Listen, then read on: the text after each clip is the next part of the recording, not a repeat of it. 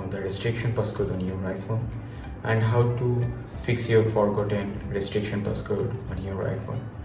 So first we just need to know what is restriction passcode actually. If you turn on your restriction passcode on your iPhone, then you can set time limit on apps, some specific apps, or you can block some content, or you can block some website, or you can restrict some website on your iPhone.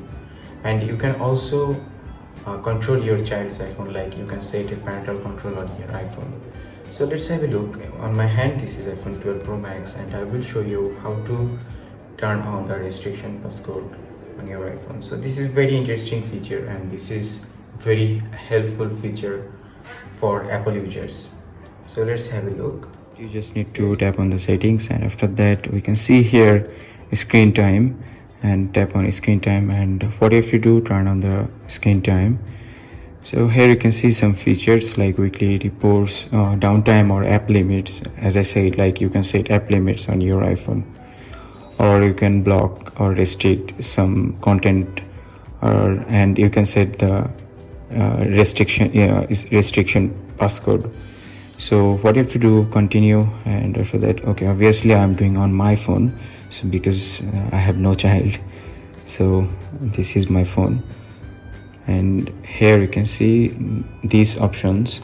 So inside this you can limit some communication things, or app limits, or downtime, or you can block or restrict some websites.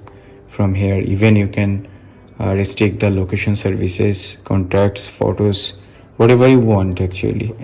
We can see here change screen time passcode. So if you use this feature for the first time, then you have to set the screen time passcode here.